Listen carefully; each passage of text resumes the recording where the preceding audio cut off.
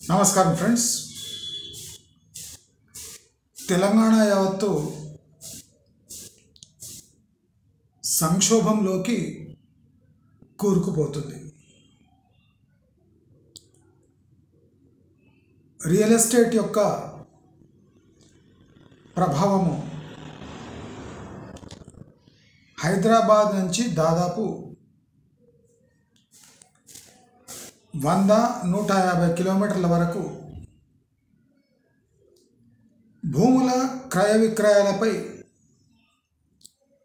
తీవ్రమైన ప్రభావం చూపిస్తుంది.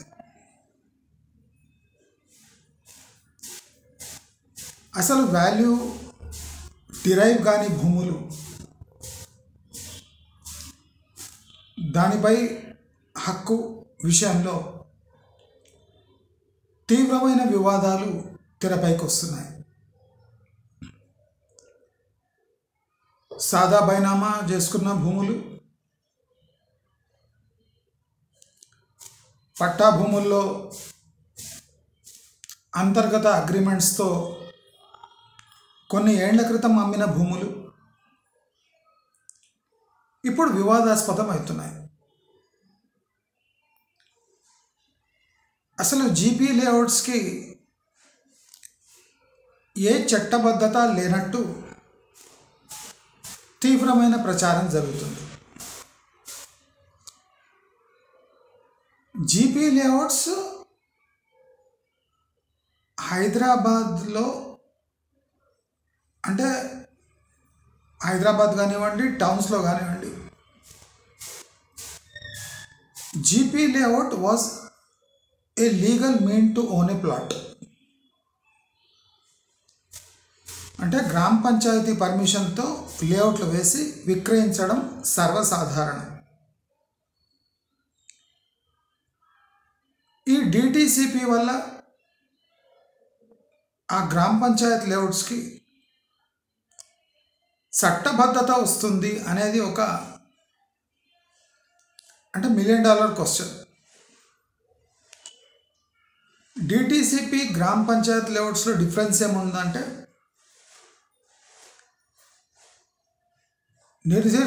నిర్దిష్టమైన ఒక ప్లాన్తో, కొన్ని హంగులతో ఒక లేఅవుట్ ముస్తాబై డిటిసిపి పర్మిషన్తో పార్కులకు, ఇతర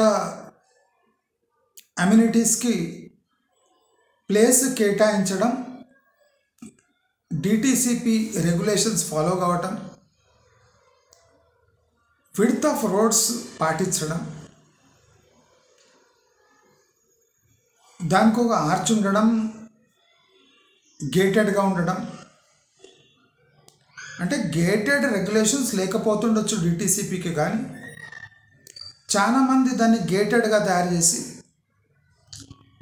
సెక్యూర్ లేఅవుట్స్ కనుక దానికి ప్రీమియం జోడించి విక్రయిస్తున్నారు. ఈ గ్రామ పంచాయత్ లేఅవుట్స్ యొక్క రెగ్యులరైజేషన్ చాలా మందగొడిగా సాగుతుంది కనుక ఈ డిటిసిపి ప్రాచుర్యంలోకి ఎక్కువగా వస్తుంది. కానీ గ్రామ పంచాయత్ లేఅవుట్స్కి అంటే దుర్గతి ఒక 40 ఏళ్ల దాకా కొనసాగి, ఇప్పుడు 40 ఏళ్ల తర్వాత దాని పరిస్థితి ఘోరంగా మారింది. అంటే ఓపెన్ ప్లాట్స్ ఇన్ గ్రామ పంచాయత్ లేఅవుట్స్, ఎవరెవరు ఇల్లు కట్టుకున్నారో వాళ్ళు ఎల్ఆర్ఎస్ కింద, కొంతమంది రెగ్యులర్ ప్లాట్స్ కూడా, మంచి ప్లాట్స్ ఎల్ఆర్ఎస్ కింద అప్లై చేసుకొని రెగ్యులరైజ్ చేసుకొని ఇల్లు కట్టుకుంటున్నారు, నో ప్రాబ్లం. బట్ జీపీ లేఅవుట్స్లో వివాదాస్పదంగా ఉన్న అగ్రికల్చర్ లేఅవుట్స్ ప్లాట్స్గా మారి ఒక 30 ఏళ్ల క్రితం విక్రయించబడ్డ ప్లాట్లు పాత ఓనర్లు అంటే టోటల్ ఆ లేఅవుట్ని రద్దు చేసి దున్నుకోవటం, భూముల ధర పెరిగింది కాబట్టి వాళ్ళ కన్ను ఈ పాత లేఅవుట్లపై పడి ఆ పాత దస్తావేజులు తీసి వాళ్ళే వారసులను సృష్టించి ఈ గ్రామ పంచాయత్ లేఅవుట్స్ని వివాదాస్పదంగా మారటం జరుగుతుంది. దాంట్లో డిస్ప్యూట్స్ ఎక్కువ వస్తున్నాయి. అసలు డిస్ప్యూట్ ప్రాక్టికల్ లీగల్ రెజల్యూషన్ లేకుండా ఎల్ఆర్ఎస్ ఎవ్వరూ చెల్లించరు. అంటే ప్లాట్ కబ్జా లేకుండా, లేఅవుట్ సర్వే లేకుండా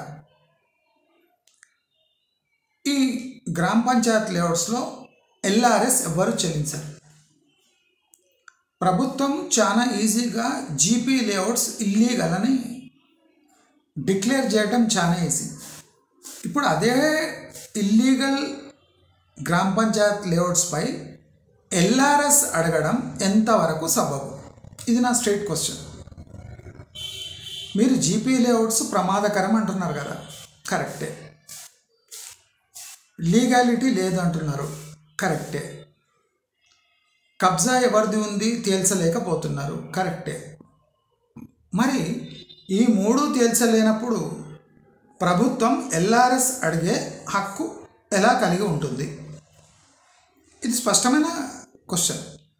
ఎల్ఆర్ఎస్ ఫెయిల్ అవుతుంది అంటే మీరు అడ్వాన్స్లో జీపీ లేఅవుట్స్ చట్ట విరుద్ధము, దానికి లీగల్ రెమెడీ ఏమి లేదు, లీగాలిటీ ఏమి లేదు. గ్రామ పంచాయతీ ఒక అడ్మినిస్ట్రేటివ్ అంటే విలేజ్ అడ్మినిస్ట్రేటివ్ ఆఫీస్. దానికి చట్టబద్ధత కల్పించలేదు ప్రభుత్వం. అంటే దాన్నే ప్రభుత్వం పెడచెవిన పెట్టింది. వాళ్ళ మాటలను, వాళ్ళ లేఅవుట్స్ని పట్టించుకోలేదు. దానిపై రెవెన్యూ అంటే మెకానిజం ఏం లేదు. అంటే గ్రామ పంచాయతీలకు ప్లాట్ ద్వారా లబ్ధి అనేది ఏం లేదు కనుక వాళ్ళు గాలికడి చేశారు, ప్రభుత్వాలు గాలి కొట్టలేసాయి.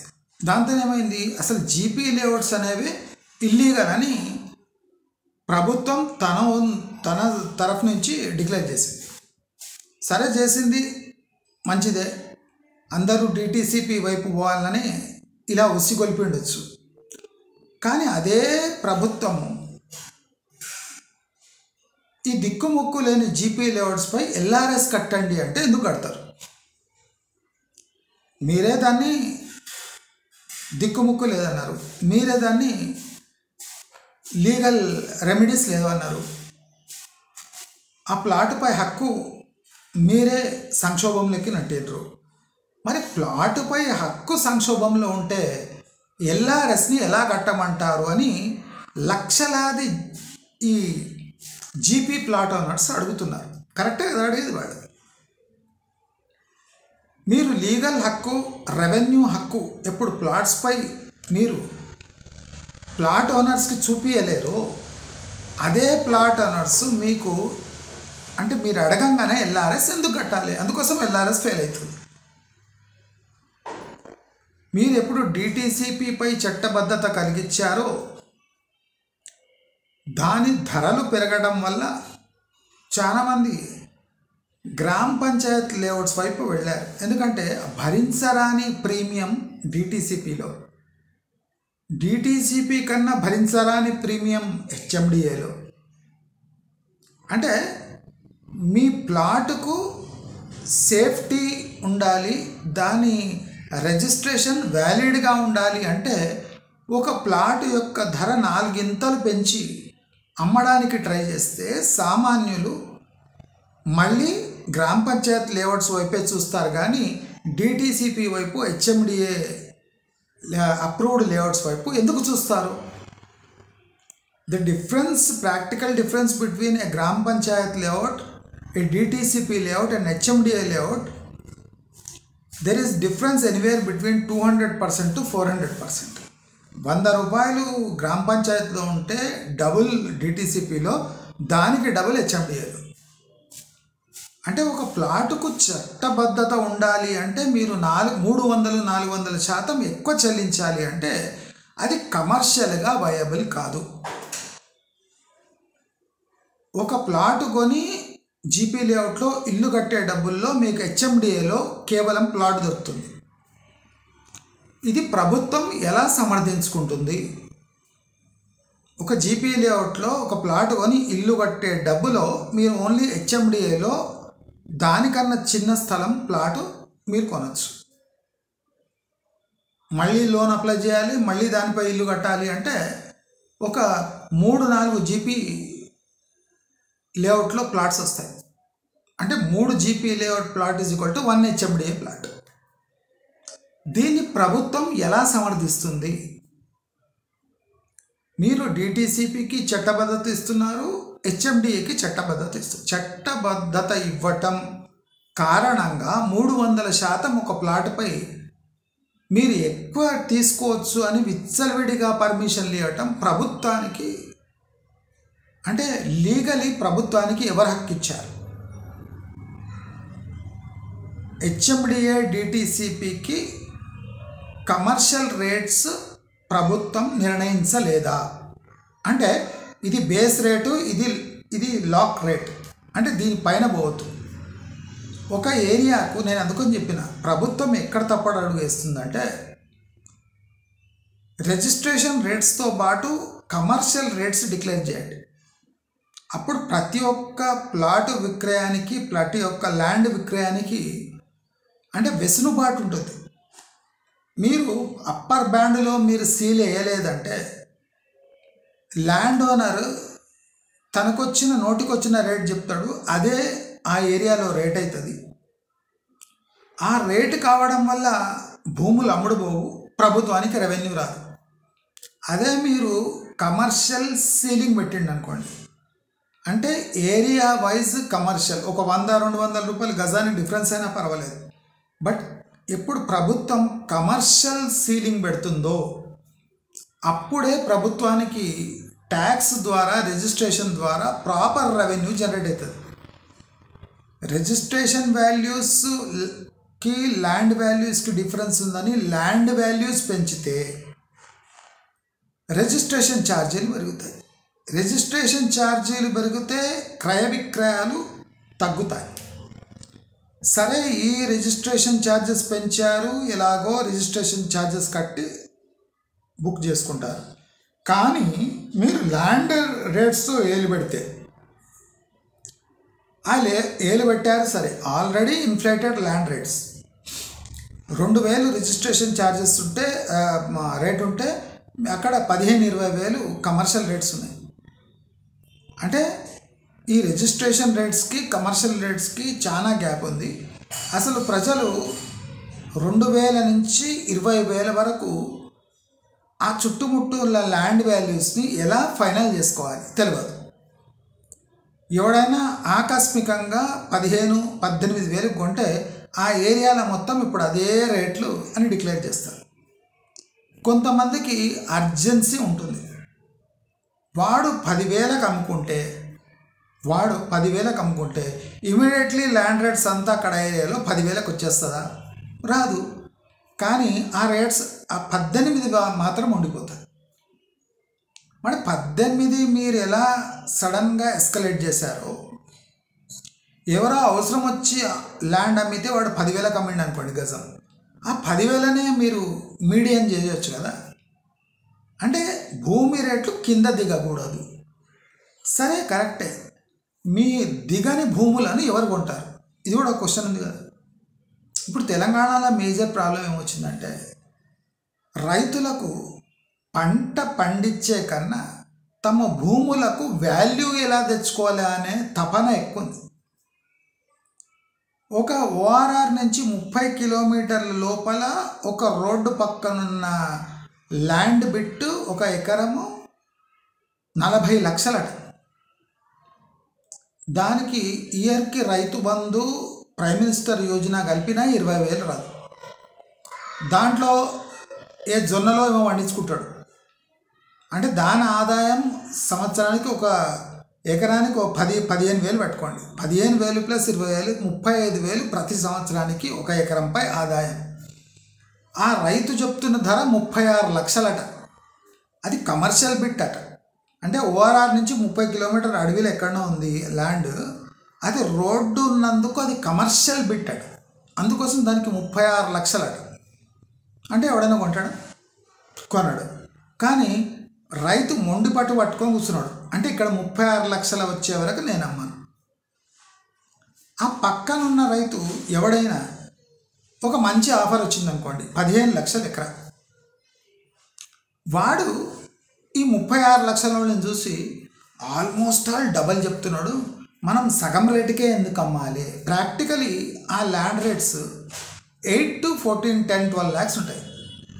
ఒకరికి 20 ల్యాక్స్ ఆఫర్ వచ్చినా వాడు అమ్మడు. ఎందుకంటే ఆ 36 లక్షల వాడి ఆశ వీడిపై వచ్చి పడుతుంది. అంటే ఆ 36 లక్షలు ఓ 10 ఏళ్ల దాకా అమ్ముడుపోదు. ఆ 36 లక్షలను చూసి ఈ 20 లక్షలోడు అమ్మాడు. వీడికి అవసరం ఉంటుంది 20 లక్షలకు అమ్మేది. ల్యాండ్ వాల్యూ 12 లక్షలే ఉంటుంది. ఆ 36 లక్షలకి ఎక్కడ 36 లక్షలకు అది పోతే మన 20 లక్షలకు అంటే మనకు 15 లక్షలు నష్టం అవుతుందని వీడు అమ్మాడు. వీడు అమ్మలేదని ఒక అల్ట్రా అర్జెంట్ ఉన్నవాడు 15 లక్షలకు అమ్మాడు. ఎందుకంటే ఇక్కడ ల్యాండ్ రేట్స్ రేపు పెరగబోతున్నాయేమో, అందుకోసం వాడు 36 లక్షలు వీడు 20 లక్షలకు అమ్ముతున్నాడని ఈ 15 లక్షలోడు ఇమ్మీడియట్ డీల్ కావాలి, వాడు అమ్మడు.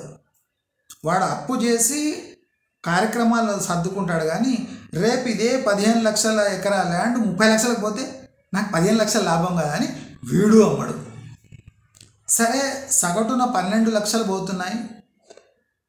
ఎవరైనా 12 లక్షలకు అమ్ముతాడంటే ఎవ్వడు అమ్మడానికి రెడీగా లేడు.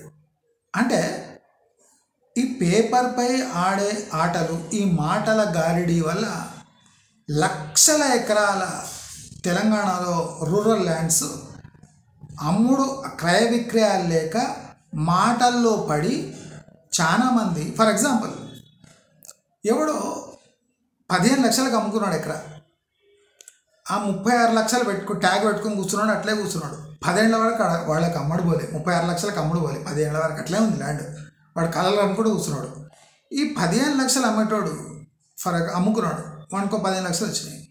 దానిపై 10 ఏళ్ళు ఆగితే 9 years వడ్డీ లెక్క తీసుకుంటే కిసాన్ వికాస్ పత్రాలు వాడికి 30 లక్షలు వచ్చేస్తాయి. వాడు 15 lakhsకి అమ్మేసి కిసాన్ వికాస్ పత్రాలు వేసిందంటే వీడి ల్యాండ్ అప్పుడు అమ్ముడుపోదు, 36 లక్షలు ఉంది, అట్లే ఉంటుంది. వీడి డబ్బు మాత్రం డబల్ అయిపోతుంది 9.5 yearsలో. అంటే 15 లక్షల రూపాయల ల్యాండ్ నెక్స్ట్ 9 yearsలో వాడికి 30 lakhs అయిపోతుంది. కానీ 36, 20 lakhsకి అమ్మేటోడు వాడు అట్లనే కూర్చొని ఉంటాడు. అంటే ఈ లాస్ వాళ్ళకి అర్థమవుతలేదు. ఎప్పుడో ఒకరోజు మనకు 36 లక్షలు రాకపోదా, ఎప్పుడో ఒకరోజు నా భూమి 20 లక్షలు అమ్ముడు పోదా అని పగటి కళలు అనుకుంటా పాస్బుక్లు తీసి బంద్ చేసి తక్కువలో అమ్ముకున్నోనిపై నవ్వుకుంటూ, అంటే వీడు 20 లక్షల భూమి 36 లక్షల భూమి పెట్టుకొని కూడా అప్పుల పాలై అప్పులపై వడ్డీ కట్టుకుంటా 10 ఏళ్ళు గడుపుతాడు. కానీ తగ్గి భూమిని అమ్మడు. అంటే వీళ్ళ తెలివితేటలు ఇట్లే ఏడుస్తుంటాయి. తెలంగాణలో తెలివితేటలు అంటే ఇట్లే ఉంటాయి. అంటే ఆశ ఎక్కువ వాళ్ళకు, అంటే క్యారెక్టర్ తక్కువ. అంటే వేరేవాడిని చూసి అసూయ పడడం, వేరేవాడిని చూసి ఆశ పడడం, ఇదే వీళ్ళ థీమ్ ఇదే. అంటే ప్రాక్టికలీ ఇప్పుడు అమ్మితే 10 ఏళ్లకు ఇది డబల్ అవుతుంది. మామూలు కిసాన్ వికాస్ పత్రాలు అయితే 9.5 ఏళ్ళలో డబల్ అయిపోతుంది. 15 లక్షల ఎకరా అమ్మినోడు వాడు అమ్ముకొని దాంట్లో ఏమన్నా పైసలు వాడుకొని ఒక 10 లక్షలు వాడు 9.5 years వేసినా మనకు 20 lakhs అయిపోతుంది. 15 అదే అట్లా అమ్మింది అట్లా వేసేస్తే కూడా 30 లక్షలు అవుతుంది.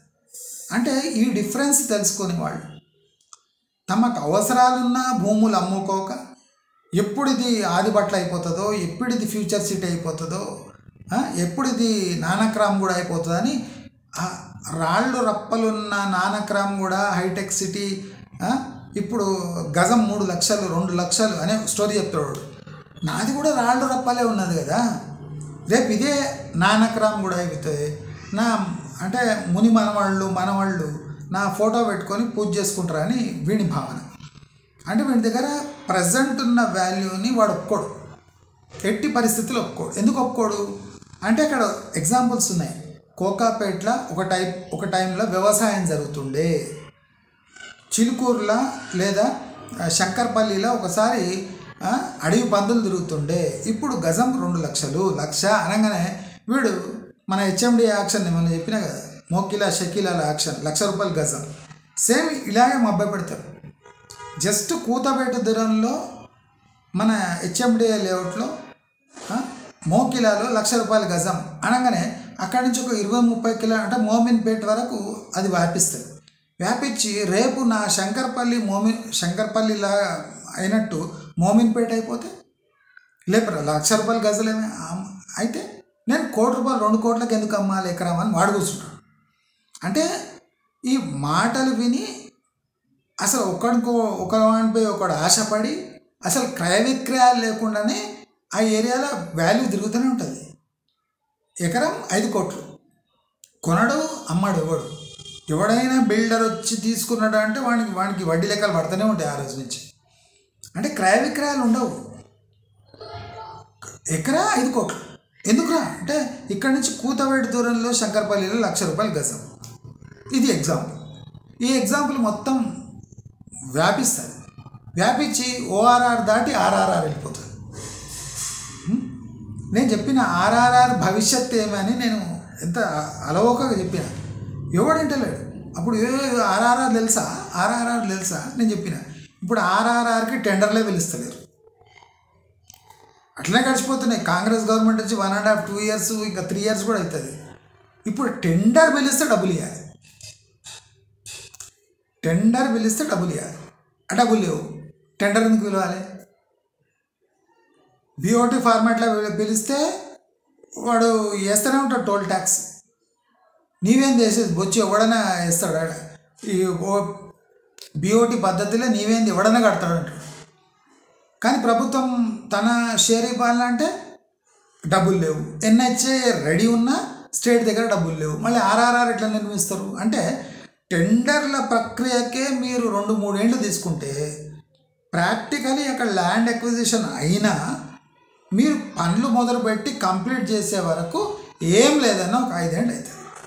సరే మీరు ఒకటే టైంలో ఈ ఆర్ఆర్ఆర్ కంప్లీట్ చేస్తున్నట్టు లేదు. నార్త్ని కంప్లీట్ చేసి సౌత్కి వస్తారట.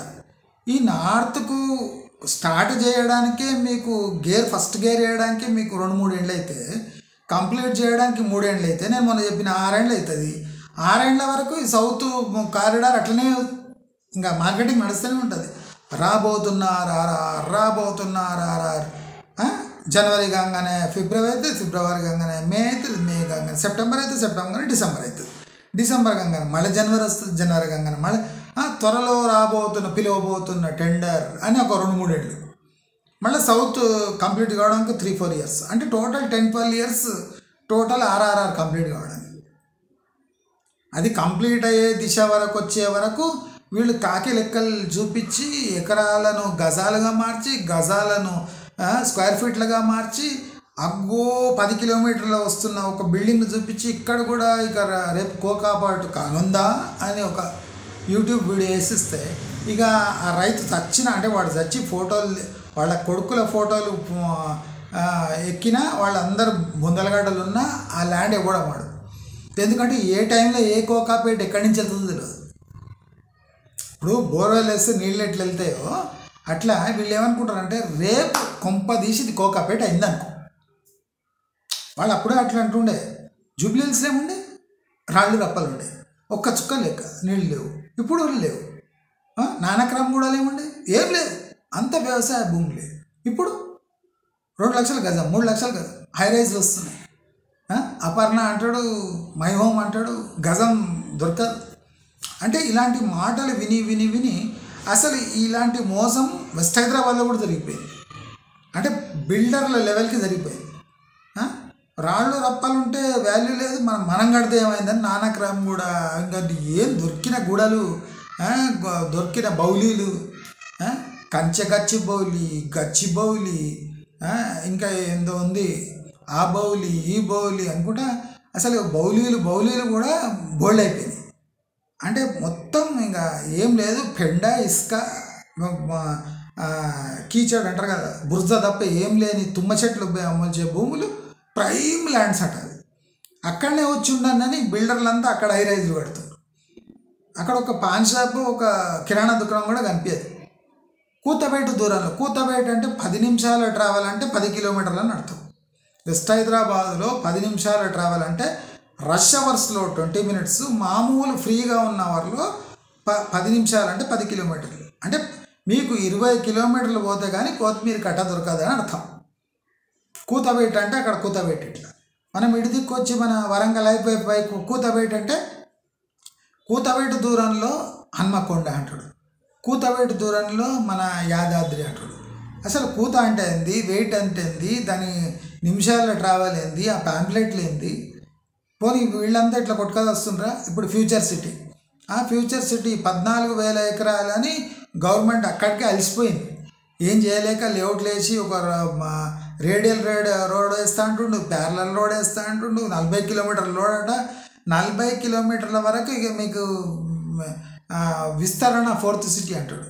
సరే విస్తరిస్తారు, సరిపోయి అక్కడికే సరిపెట్టుకుంటారు. లేదు, అది 48,000 ఎకరాలు చేస్తారంటే ఎప్పుడు కొంపదీసి ఎప్పుడు గవర్నమెంట్ ఏ ల్యాండ్ మీద కన్నేసి అది 4th సిటీ కింద మారుస్తుందో తెలియదు. అంటే ఒక్కొక్కడు DTCP, form lands, agriculture land ఉన్నాడు అసలు గజగజ వణికిపోతుంది. డిటిసిపి చేద్దామంటే పర్మిషన్ ఇయ్యారు. ఆ హెచ్ఎంఆర్ కింద ఎప్పుడు కన్వర్ట్ చేస్తారో చెప్పారు. పోనీ దరిద్రులు వచ్చి ల్యాండ్ రిక్వెషన్ చేసుకొని ఒక 50,000 ఎకరాలు కొనేసినాము, ప్రభుత్వం కొనేసింది, ఇదే 4th సిటీ అని చెప్తారంటే చెప్పారు. ఇనీషియలీ 14,000 ఎకరాల్లో డెవలప్ చేస్తారట. తర్వాత ఇంకో 14,000 అంతా కలిపి 48,000-45,000 ఎకరాల్లో 4th సిటీ డెవలప్ అవుతుంది. ఎట్లయితుంది? నీకు 14,000 ఎకరాలకే గతి లేదు, ఏం చేయాలన్నా అర్థమవుతలేదు, డెవలప్మెంట్ ఒక ఇది లేదు. హెచ్ఎంఆర్ అని చెప్పేసినావు. ఏ నాయిడానా ఇది? ఏంది ఎన్సీఆర్ రీజనా? ఏంది ఇది? అంత డిమాండ్ ఉందా? లేదు. మరి ఆ మిగిలిన ఇంకా 20,000 ఎకరాలు ఏ రేట్లో కొంటావు తెలియదు, ఎక్కడ కొంటావు తెలియదు. నువ్వు ముచ్చర్ల ఇడిదిక్కు కొంటావా లేదా ఇబ్రాంపట్నం అడిదిక్కు కొంటావా తెలియదు. ఇంకా 20,000 ఎకరాలు ప్రభుత్వం కొనుందంటే ఒక్కొక్కరికి గుండెదేడా. అరే మనం కన్నా ఏదైనా లేఅవుట్ వేద్దామంటే ఏం ఇస్తలేరు. పోనీ హెచ్ఎంఆర్ కింద ప్రాజెక్ట్ శాంక్షన్ చేయండి అంటే లేదు, మేము ఫ్యూచర్ సిటీలో మా ప్లాన్ వేరే ఉందంటాడు.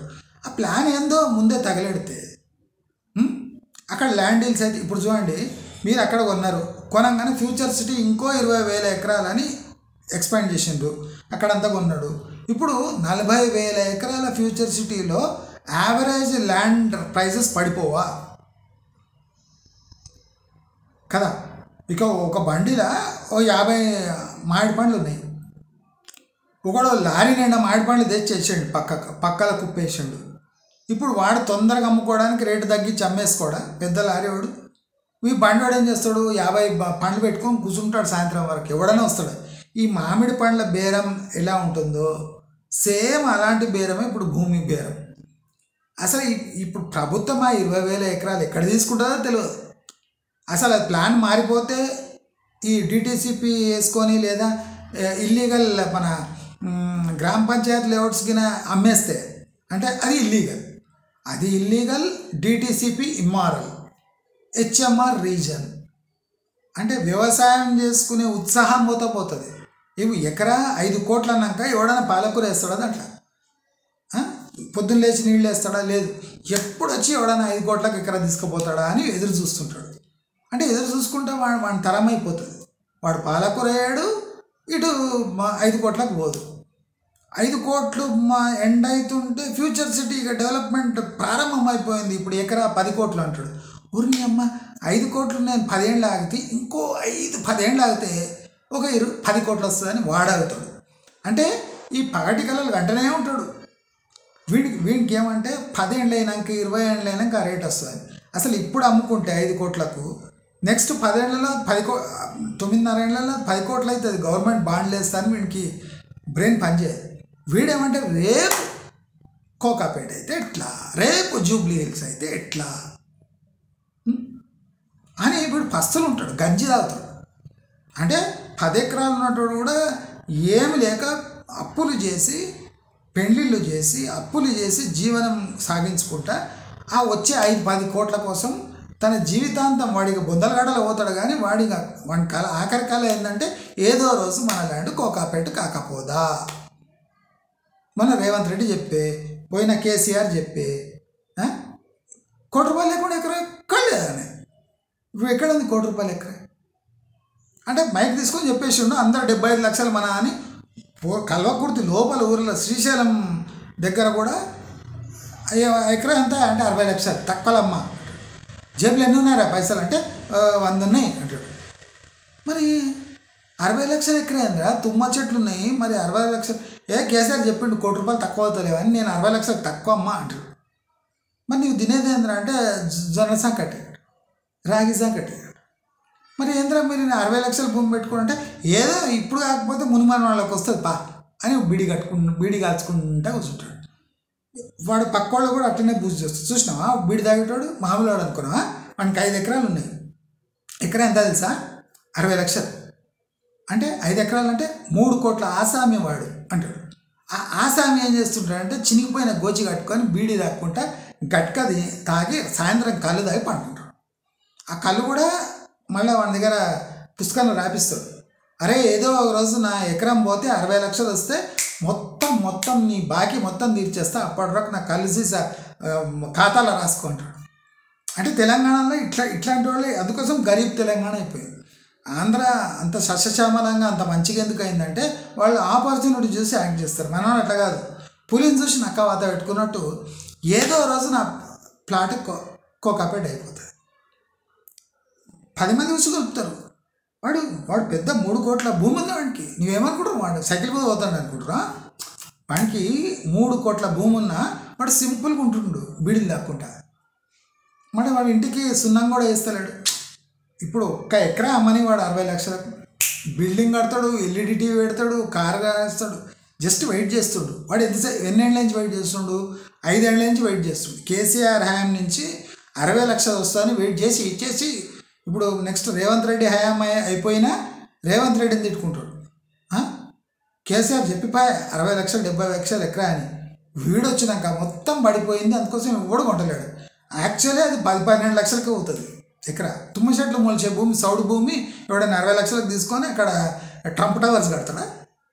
అంటే వీడికి చెప్తాడు, ఒకరోజు చూడు ట్రంప్ వస్తాడు, నీ ఇంటి పక్కకి ట్రంప్ టవర్లు ఎత్తాడు, అప్పుడు చూడు ఒక్కొక్క ఎకరా 5 కోట్లు 10 కోట్లు తక్కువ పోదు, నీ పిచ్చోడిని 60 లక్షలకు అమ్మకు అంటాడు. అనగానే అమ్మ 5 కోట్లకు పోతుందా, ట్రంప్ వస్తాడా? ఎక్కడైనా వస్తాడు ట్రంప్. ఏముంది హెలికాప్టర్ పెట్టుకొని దిగుతాడు నీ ఇంటి దగ్గర. దిగి నీది ఒక 5 ఎకరాలు అంగడి అనుకో, 5 కోట్లకు ఇస్తా ఒక ఎకరా. 5 ఎకరాలు ఏమంటే నీ దగ్గర ఎంత వస్తాయి? 25 కోట్లు వస్తాయి. ఇప్పుడు అమ్మితే ఎంత వస్తాయి? 3 కోట్లు వస్తాయి. అమ్ముతావా అంటే అమ్మన్ అంటే అప్పటిదాకా ఏం చేస్తావు? వెయిట్ చేయి, ఏం కాదు, ఇట్లనే ఉంటారు జనాలు. నీ మునిమాన వాడు గుర్తుపెట్టుకుంటాడు. నేను అరే తాత మంచి 5 ఎకరాలు ఉంచిపోయా, ఇవాళ 5 కోట్ల ఎకరా పోతుంది, నా కాడ 25 కోట్లు ఉన్నాయని మునిమాన వాడు పొగుడతాడు. నువ్వు చచ్చినా పర్వాలేదు అమ్మకు అంటాడు. అంటే ఇలాంటి మాటల గారడీకి టోటల్ తెలంగాణ గురయ్యి అక్కడ రిజిస్ట్రేషన్లు కావు. ప్రాక్టికలీ రిజిస్ట్రేషన్ రేట్స్ అసలు వ్యాలిడే కాదు. ఆశకు పోయి ఎవడు క్రయ విక్రయాలు చేయడు.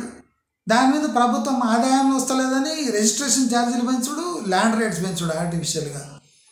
అంటే అక్కడ ప్రభుత్వానికి యూజ్ కాదు. ప్రాక్టికలీ ఫార్మర్స్ కూడా తమ ఉన్న ల్యాండ్ అమ్ముకొని తమ అవసరాలు తీర్చుకోకుండానే బొందలగడలో వెళ్ళిపోతున్నారు. మళ్ళీ బొందలగడ మీద వాడి పేరు రాపిస్తారు, స్వర్గస్థులు అయ్యండి అని ఒక ఫోటో పెట్టి దండ పెట్టి చౌరస్తాలు ఇస్తారు. 3 కోట్ల ఆసామి ఆకస్మిక మరణం. ఇప్పుడు ఆ భూమి వాళ్ళ కొడుకు గతి కూడా అంతే. వాడు 60 లక్షల ఎకరా అంటే వాడికి ఎవడో వచ్చి చెప్తాడు, రేపు మన లేదు 20 కిలోమీటర్ల దూరంలో 2 కోట్లకు పోతుంది ఎకరా, నువ్వు 60 లక్షలకు అమ్మకు. మీ నాయనకు చూసినా ఎంత పేషెన్స్ ఉంది, మిగిలిచ్చిండు మీకు 3 ఎకరాలు అంటాడు. అనగానే అవును నాన్న మిగిలించినందుకే నాకు ఇప్పుడు 2 కోట్లు వస్తుంది ఎకరాని. కానీ వీడు ఆగుతాడు, వీడు బొందలగడలోకి పోతాడు. పోయి వాడిని మనవాడు వస్తాడు, చూసినా మా తాత మిగిలిచ్చినందుకు నాకు 3 ఎకరాలు మిగిలింది, ఇప్పుడు 5 కోట్లు అయింది ఎకరా, ఏదో రోజు 5 కోట్లు అవుతుంది, నేను దాన్ని అనుభవిస్తా అని వాడు తాత పోతాడు, కొడుకు పోతాడు, మనవాడు పోతాడు, మునుమనవాడు కూడా వెయిటింగ్ లిస్ట్లో ఉంటాడు. ఆ రిజిస్ట్రేషన్ ఆఫీసు ఈ మునుమనవాడు అని వచ్చి రిజిస్ట్రేషన్ చేసుకుంటాడేమో అని వీడు ఆగుతాడు. అంటే ఇటువంటి దౌర్భాగ్యమైన జీవితాలు తెలంగాణలో కొనసాగుతూనే ఉన్నాయి. మాటలకేం తక్కువ లేదు. నువ్వు అట్లా అనుకుంటా వాడిని, వాడు పెద్ద ఆసామి వాడు, రేపు చూడు ఇట్లా వాడి జాతకం తిరిగిపోతుంది. నువ్వు అనుకుంటారా కలిసి సాగుతాని రేపు బ్లాక్ డాగ్ తాగుతాడు, నువ్వు కొద్దిగా అంటాడు. అనగానే వీడికి ఈగో బూస్ట్ యాడ్. ఇప్పుడు సొసైటీలో నాకు పేరు వచ్చేసింది, ఇంకా నేను చచ్చిన అమ్మ అంటాడు. అంటే ఇట్లనే కొనసాగుతుంటుంది. ఈ వ్యాధి వ్యాపిస్తుంది, తగ్గుతలేదు. అంటే రాష్ట్ర వ్యాప్తంగా జీడిపి పెరిగింది. ఏం జీడిపి ఏం పెరగలేదు, అంతా బిడిలే తాగుతారు. సిగరెట్లు తాగే దమ్ము కూడా లేదు. కానీ ఎస్టిమేటెడ్ ఆస్తులు మాత్రం 3 కోట్లు, ఎస్టిమేటెడ్ ఆస్తులు మాత్రం 5 కోట్లు. కోట్లకే ఆస్తులు. మళ్ళీ బీడికి పైసలు ఉన్నాయరా అంటే రాసుకో బుక్లో రాసుకో అంటాడు. అంటే ఈ రాష్ట్ర వ్యాప్తంగా ఇలా కొనసాగుతుంటే మనము రియల్ ఎస్టేట్ సెక్టర్ని అంటే గ్రోత్ వైపు వెళుతుంది. గజం భూమి దొరకలేదు, ఎకరా 50 లక్షలు పెట్టకుండా ఎక్కడ దొరుకుతుంది తెలంగాణ అంటే ఇవన్నీ మాటలే. నీకు గవర్నమెంట్ స్కీమ్ వల్ల ఎకరానికి 20,000 కన్నా రూపాయి రాదు ప్రతి సంవత్సరం. ఒక బీడు భూమి ఉందనుకోండి, సంవత్సరానికి 20,000 అంటే సగటున 1,200 ఎకరానికి, మీకు నెలకు 1,200. ఒక ఓల్డేజ్ పెన్షన్ కన్నా తక్కువ వస్తుంది మీకు ఎకరా మీద రాబడి. అలాంటి భూములను మీరు కోట్లకు అమ్ముకుంటా అని కలలు కానీ యావత్ తెలంగాణ ఈ అంటే పగటి కలలుగానే నాశనం అయిపోతుంది అని తెలియజేస్తూ రూరల్ ఏరియాస్లో కూడా ఎక్స్ప్లెయిన్ చేసే అవసరం ఉంది. 9 ఏళ్లలో ఒక స్కీమ్లో పెడితే డబల్ అయిపోతుంది. మీరు భూములపై ఆశ పెట్టుకొని మీ మంచి ఆదాయం వచ్చే భూములను ఆశపడి దాన్ని బొందబెట్టి తరతరాలను బొందబెట్టే ఆశకు స్వస్తి పలికి తక్షణమే అక్కడ యావరేజ్ కమర్షియల్ రేట్స్లో అమ్ముకోండి అని ఎడ్యుకేట్ చేస్తే మాత్రమే తెలంగాణ రియల్ ఎస్టేట్ ఒక ముందడుగు పడే ఛాన్సెస్ ఉన్నాయి. ఇలా పడుతుంది అని ఆశపడుతూ నమస్కారం.